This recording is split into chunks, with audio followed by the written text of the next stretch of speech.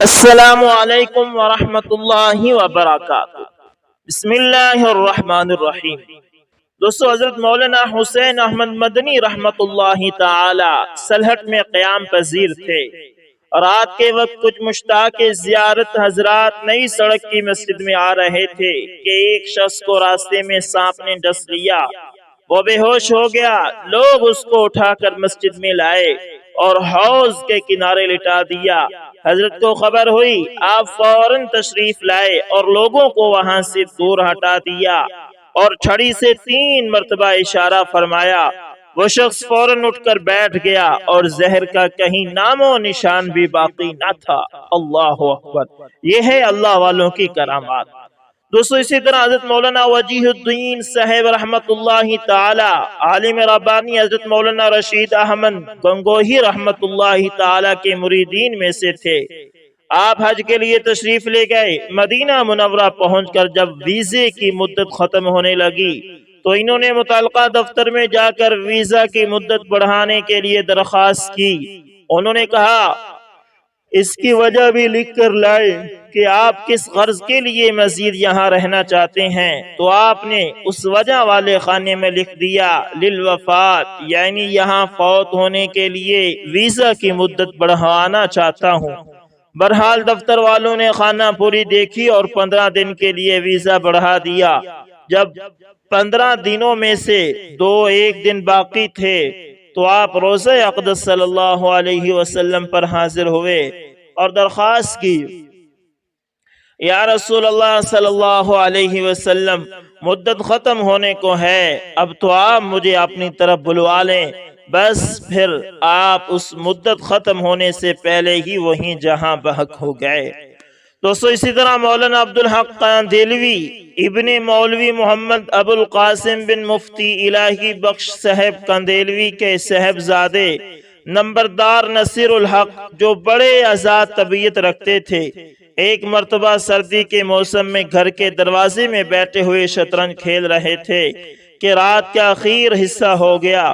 اس وقت حضرت مولانا حسین صاحب قاندیلوی رحمت اللہ تعالی گلی سے تہجد کے لیے تشریف لے جا رہے تھے۔ انہوں نے یہ سمجھ کر کے پڑوس کا جولاہا ہے حکم دیا کہ حقہ بھر لاؤ۔ حضرت مولانا نے اپنے چہرے کو چادر میں لپیٹا کہ کوئی پہچان نہ سکے اور فوراً حقہ بھر کر سامنے رکھ دیا اور چلے گئے۔ جانے کے بعد کسی نے کہا یہ تو مولانا مظفر حسین صاحب معلوم ہوتے ہیں۔ نمبردار نصیر الحق یہ سن کر گھبرا گئے اور کہا اب میں قاندیلا رہنے کے قابل نہیں رہا، اور گھر چھوڑ کر روانہ ہو گئے۔ پہلے ایک خاندانی پیر اور مصنوعی درویش سے سابقہ پڑا۔ جب وہاں کچھ نہ پایا تو حضرت اقدس مولانا رشید احمد گنگوہی کے آستانہ مبارک پر جا پڑے اور وہ مجاہدہ اور ریاضت کیا کہ ساری عمر کی تلافی کر دی۔ بالآخر حضرت اقدس گنگوہی کے خلیفہ اور مجاز طریقت ہوئے۔ اللہ اکبر، اللہ اکبر۔ دوستو، حضرت وہاب رحمت اللہ تعالی نے فرمایا کہ ایک عابد ایک راہب کے پاس سے گزرا۔ اس نے راہب سے بات چیت کی اور پوچھا کہ تم اس گرجا گھر میں کب سے ہو؟ اس نے کہا 60 سال سے۔ اس نے پوچھا کہ 60 سال کیسے رکے رہے یہاں؟ اس نے کہا بس گزر گئے، دنیا گزر رہی ہے۔ عابد نے پوچھا موت کو کس طرح یاد کرتے ہو؟ اس نے کہا کہ میں نہیں سمجھتا کہ کوئی بندہ اللہ تعالیٰ کو جانتا ہو اور اس پر کوئی وقت ایسا بھی گزرے کہ وہ اس میں اللہ تعالیٰ کو یاد نہ کرے، اور میں تو کوئی قدم اٹھا کر اسے رکھنے نہیں پاتا کہ میں سمجھتا ہوں کہ رکھنے سے پہلے ہی میں مر جاؤں گا۔ یہ سن کر عابد رونے لگے۔ راہب نے کہا کہ تو کھلم کھلا ایسے رو رہا ہے، تو تنہائی میں کیسا روتا ہوگا؟ عابد نے کہا کہ میں افطار کے وقت روتا ہوں اور اپنے آنسو پیتا ہوں، اور میرا کھانا میرے آنسو میں سے بھیگ جاتا ہے۔ جب نیند مجھے بستر پر گراتی ہے تو میرا بستر میرے آنسوں سے بھیگ جاتا ہے۔ راہب نے کہا کہ اگر تو ہنس رہا ہو اور تجھے اپنے گناہوں کا اعتراف بھی ہو تو یہ اس بات سے بہتر ہے کہ تو روئے اور اللہ پر احسان رکھتا ہو۔ عابد نے کہا کہ مجھے کوئی وصیت کرو۔ تو راہب نے کہا کہ دنیا میں کھجور کے درخت کی مانند رہو، اگر کھایا جائے تو پاک اور میٹھا ہو اور رکھا ہو تو میٹھا ہو، اور اگر کسی چیز پر گر جائے تو نہ اسے نقصان دے اور نہ توڑے۔ دنیا میں گدھے کی طرح مت بننا کہ بس وہ چاہتا ہے کہ پیٹ بڑھے اور مٹی میں لوٹ لگائے۔ اللہ سے خیر خواہی کرو جیسا کہ کتا اپنے مالکان کا خیر خواہ ہوتا ہے کہ وہ اسے بھگاتے ہیں، بھوکا رکھتے ہیں، مگر وہ ان کی چوکے داری کرتا ہے۔ عبد الرحمن کہتے ہیں کہ طاؤس جب یہ حدیث بیان کرتے تو روتے تھے اور فرماتے تھے کہ ہمارے لیے یہ بھی بھاری ہو گیا ہے کہ ہم کتوں کی طرح اپنے اہل اور اپنے آقا کے لیے خیر خواہ بن جائیں۔ حضرت وہب بن منبہ رحمت اللہ تعالی کا قول ہے کہ دنیا اور آخرت کی مثال دو سوکنوں کی طرح ہے کہ اگر ایک کو راضی کرو گے تو دوسری ناراض ہو جائے گی۔ اللہ اکبر، اللہ اکبر۔ اسی طرح حضرت مولانا احمد علی صاحب لاہوری رحمت اللہ تعالی ایک مرتبہ گھر میں دیر سے تشریف لائے۔ رات ہو چکی تھی، گھر میں طبیعت ناساز تھی۔ حضرت نے نیند سے جگانا مناسب نہ سمجھا، یعنی اپنی بیوی کو نیند سے جگانا مناسب نہ سمجھا۔ صاحبزادی نے اٹھ کر کھانا دیا۔ اتفاق سے صاحبزادی صاحبہ کو پتہ نہ تھا کہ تازہ روٹی کہاں رکھی ہے۔ وہ غلطی سے کئی دن کی باسی روٹی اٹھا لائیں اور سالن برتن میں ڈال کر حضرت کے سامنے رکھ دیا۔ حضرت نے جو دیکھا تو روٹی بہت سخت تھی اور اس پر پھپھوندی جمی ہوئی تھی۔ صاحبزادی صاحبہ کے علم میں یہ بات نہ تھی، لیکن حضرت نے اسے بتانا بھی مناسب نہ سمجھا اور دل سے فیصلہ کر لیا کہ اللہ تعالی جو روز اچھی اور تازہ روٹی دیتا ہے، اگر آج اس نے یہ باسی روٹی سامنے رکھوا دی ہے تو اس کی نعمت سے کیسے انکار کیا جائے۔ خدیجہ کے اسی روٹی کو کھا لیا۔ حضرت فرمایا کرتے تھے کہ کھانے میں کراہیت بھی محسوس ہوتی تھی، جی متلاتا تھا، قے آنا چاہتی تھی، مگر نفس کو سزا دی اور چاروں ناچار ساری روٹی کھا لی۔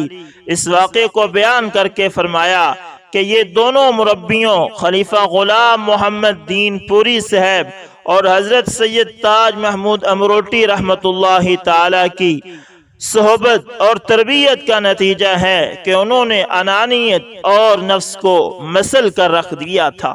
اللہ اکبر۔ اس لیے کہتے ہیں کہ اللہ والوں کے ساتھ تعلق کو مضبوط کرو۔ دوستو اسی طرح ایک مرتبہ ریل میں حضرت مولانا اشرف علی تھانوی رحمت اللہ تعالی ایک رئیس کے ساتھ کھانا کھا رہے تھے۔ ان کے ہاتھ سے ایک بوٹی نیچے کے تختے پر گر پڑی تو ان صاحب نے اس کو بوٹ سے بھینچ کر نیچے کر دیا۔ یہ دیکھ کر حضرت تھانوی رحمت اللہ تعالی کو بڑا صدمہ ہوا کہ خدا تعالی کے رزق کی یہ بے قدری۔ آپ نے خواجہ عزیز الحسن مجذوب رحمت اللہ تعالی سے فرمایا کہ ذرا اس بوٹی کو اٹھا کر پانی سے دھو لیجئے اور دھو کر مجھے دے دیجئے، میں اس کو کھا لوں گا۔ خواجہ صاحب نے اس بوٹی کو دھویا اور دھو کر کہنے لگے کہ اگر کوئی دوسرا شخص اس بوٹی کو کھا لے تو اجازت ہے؟ حضرت تھانوی رحمت اللہ تعالی نے فرمایا کہ ہاں اجازت ہے۔ لہذا خواجہ صاحب رحمت اللہ تعالی نے خود کھا لی۔ اور رئیس بعد میں کہتے تھے کہ اس عملی تنبیہ کا مجھ پر ایسا اثر ہوا کہ میں کٹ گیا اور اس دن سے کبھی گرے ہوئے لقمے کو زمین پر نہیں چھوڑا بلکہ صاف کر کے میں نے اسے کھا لیا۔ اللہ اکبر۔ دوستو اسی طرح کہا جاتا ہے کہ انٹرنیٹ کا فتنہ ایسا خبیث ہے، نہ چھوٹا بچہ ہے نہ بڑا، نہ دنیا دار بچہ نہ ہی دیندار، اللہ ماشاءاللہ۔ چنانچہ میرے پاس ایک نوجوان آیا، عمر تھی اس کی کوئی 17 سال، ٹپ ٹپ آنسوں سے رو پڑا۔ مجھے بڑا اس پر پیار آیا کہ یہ نوجوان ہے اور رو رہا ہے۔ میں نے پوچھا کہ بچہ کیوں رو رہے ہو؟ کہنے لگا کہ میری دادی کے لیے ہدایت کی دعا کریں۔ 17 سال کا نوجوان دادی کے لیے دعا کروانے آیا۔ میں نے پوچھا کیوں؟ کہنے لگا کہ میرے دادا فوت ہو چکے ہیں، دادی جو ہے 78 سال اس کی عمر ہے اور 6 گھنٹے انٹرنیٹ پر بیٹھ کر ننگی تصویریں دیکھتی ہے۔ 17 سال کا نوجوان روتا ہے کہ میری دادی کے لیے ہدایت کی دعا کریں۔ یہ ہے انٹرنیٹ کی خباثت، اللہ ہمیں اس سے بچائے۔ دوستو اسی طرح حضرت صلاح الدین ایوبی رحمت اللہ تعالی کا واقعہ ہے کہ عیسائیوں کے ساتھ صلیبی جنگیں ہو رہی تھی۔ عیسائیوں نے اپنی پوری فوج میدان میں جھونک دی تاکہ ایک ہی حملے میں مسلمانوں کو شکست دے دیں۔ مزید برآں کمک کے طور پر ایک بحری بیڑا بھی روانہ کر دیا۔ صلاح الدین ایوبی کو پتہ چلا تو اس کو پریشانی لاحق ہوئی۔ مسلمان تعداد میں تھوڑے تھے، ساز و سامان بھی کم تھا، کفار کا مقابلہ۔ حضرت نے سوچا کہ ہم کیسے کریں گے؟ حضرت صلاح الدین ایوبی رحمت اللہ تعالی بیت المقدس میں جاتا ہے، ساری رات رکوع اور سجدے میں گزار دیتا ہے، اللہ کے سامنے مناجات کرتا ہے۔ فجر کی نماز پڑھ کر باہر نکلے، ایک نیک اور بزرگ آدمی جاتے ہوئے نظر آئے۔ حضرت صلاح الدین ایوبی قریب آتا ہے، اس بزرگ کو سلام کر کے کہتا ہے، حضرت معلوم ہوا ہے کہ کفار کا ایک بحری بیڑا چل پڑا ہے جو مسلمانوں پر حملہ کرے گا، ہمارے پاس ان سے نمٹنے کے لیے فوج نہیں ہے، آپ دعا کریں کہ اللہ تعالی مسلمانوں کو فتح عطا فرمائے۔ وہ صاحب یعنی وہ اچھے اور نیک آدمی اور صاحب نظر تھے، آنکھ اٹھا کر حضرت صلاح الدین ایوبی کے چہرے کو دیکھا، اس کی رات کی کیفیت کو بھانپ لیا، فرمانے لگے، صلاح الدین ایوبی تیرے رات کے آنسوں نے دشمن کے بحری بیڑے کو ڈبو دیا ہے۔ واقعی اگلے دن خبر پہنچی کہ دشمن کا بحری بیڑا ڈوب چکا ہے۔ ایک وقت تھا رات کے آخری پہر میں مسلمانوں کے ہاتھ اٹھتے تھے، اللہ تعالیٰ دنیا کے جغرافیہ کو بدل دیا کرتے تھے۔ آج اس وقت ہماری آنکھ نہیں کھلتی، اس دال ساگ کے مزے نے ہمیں عبادت کے مزے سے محروم کر دیا۔ دوستو اسی طرح حضرت حافظ محمد عبد الکریم صاحب جب پہلی مرتبہ حج سے فارغ ہو کر مدینہ طیبہ پہنچے تو حالت یہ ہو گئی کہ ایک لمحہ کے لیے بھی روزے پاک کی جدائی گوارا نہ تھی۔ فرمایا کہ میں روزانہ یہی دعا مانگتا تھا کہ الہی میری موت یہی واقعہ ہو تاکہ قیامت کے روز حضرت محمد مصطفیٰ صلی اللہ علیہ وسلم کے ہمراہ اٹھوں۔ ایک روز عشاء کی نماز کے بعد ایک نورانی صورت بزرگ تشریف لائے اور فرمایا کہ حافظ صاحب کیا آپ ہی نے یہاں رہنے کی دعا کی ہے؟ فرمایا جی ہاں۔ انہوں نے فرمایا کہ حضرت محمد صلی اللہ علیہ وسلم فرماتے ہیں کہ حافظ صاحب سے کہہ دو کہ واپس ہندوستان تشریف لے جائیں، کیونکہ وہاں ان سے بہت سی مخلوق کو فیض پہنچے گا اور ان کی قبر بھی وہی ہوگی۔ چنانچہ آپ کو قبر کی جگہ دکھا دی گئی۔ جب آپ راولپنڈی تشریف لائے تو اپنی قبر کے لیے جگہ وقف کی، اس پر کچھ لوگوں نے باتیں بتانا شروع کر دی کہ کیا حافظ صاحب کو علم غیب ہے کہ ان کی وفات پنڈی میں ہوگی اور اس جگہ دفن کیے جائیں گے۔ جب آپ کو اس کی اطلاع ہوئی تو فرمایا کہ حضرت محمد صلی اللہ علیہ وسلم کا فرمان کبھی غلط نہیں ہو سکتا، میں دعویٰ کرتا ہوں کہ میری قبر اسی جگہ ہوگی۔ چنانچہ اب آپ کا مزار متصل عیدگاہ راولپنڈی ٹھیک اسی جگہ پر واقع ہے۔ اللہ اکبر، اللہ اکبر۔ دوستو اسی طرح ایک پی ایچ ڈی ڈاکٹر صاحب کے والد کا انتقال ہوا تو انہوں نے ایک عالم دین سے کہا کہ آپ نے جنازہ پڑھانا ہے۔ جنازے کے بعد اس پی ایچ ڈی ڈاکٹر نے زار و قطار رونا شروع کر دیا۔ لوگوں نے اسے تسلی دی کہ اس طرح کا صدمہ ہر آدمی کو پیش آتا ہے، اس لیے آپ کو بھی صبر کرنا چاہیے، مگر وہ مسلسل روتا رہا۔ بالآخر عالم دین نے آگے بڑھ کر اس سے پوچھا کہ آخر کیا وجہ ہے کہ آپ اتنا رو رہے ہیں؟ اس نے کہا کہ میں اس بات پر نہیں رو رہا کہ والد فوت ہو گئے، ہر ایک کو دنیا سے جانا ہے، میں تو اس بات پر رو رہا ہوں کہ میرے اس والد نے مجھے اتنی دنیاوی تعلیم دلوائی کہ میں پی ایچ ڈی ڈاکٹر بن گیا، مگر مجھے دین سے اتنا بے بہرا رکھا کہ میرے والد کی میت میرے سامنے پڑی تھی اور مجھے نماز جنازہ بھی نہیں آتی تھی۔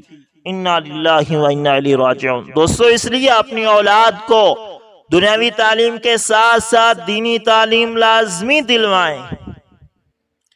دوستو اسی طرح حضرت مولانا شیخ الہند مولانا حسین احمد مدنی رحمت اللہ تعالی اپنے رفیق کے بے بسی کی موت پر شیخ الہند اور تمام رفقا بے حد رنجیدہ تھے اور کفن دفن کی فکر میں تھے کہ معلوم ہوا کہ ڈاکٹروں نے لاش کو جلانے کا حکم دیا ہے۔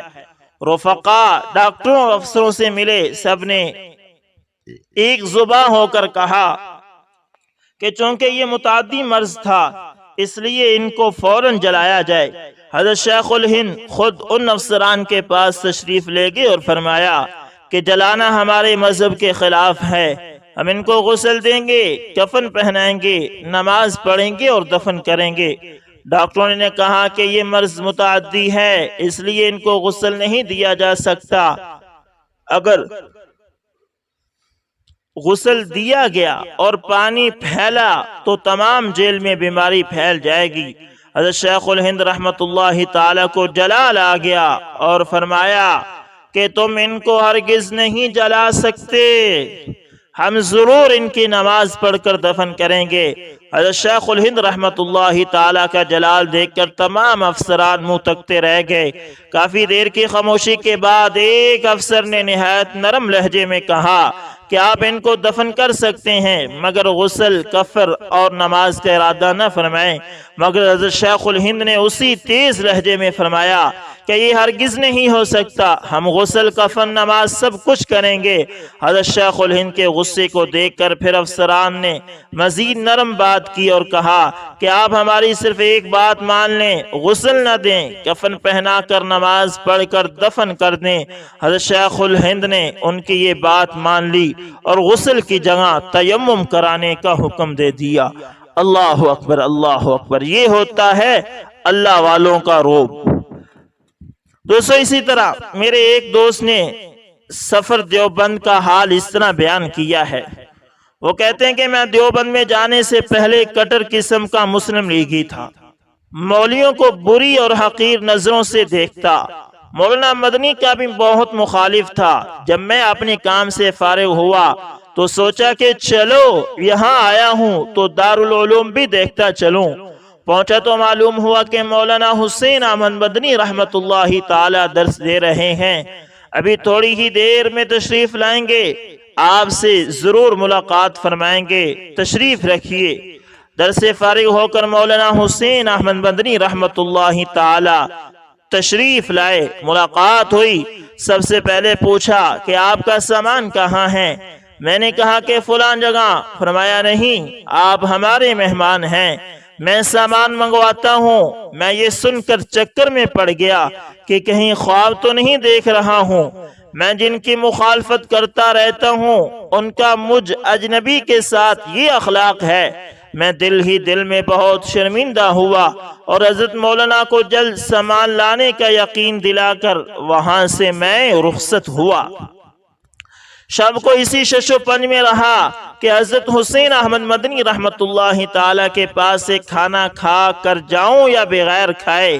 کافی دیر ہو گئی، بالآخر بغیر کھائے چل دیا۔ پہنچا تو دیکھا کہ حضرت ماں مہمانوں کے میرا انتظار فرما رہے ہیں۔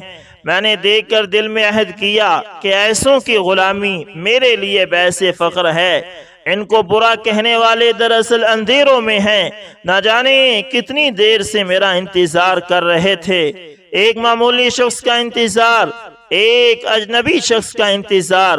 میں اندر ہی اندر حیرت زدہ تھا کہ آج تک کن خرافات میں مبتلا تھا۔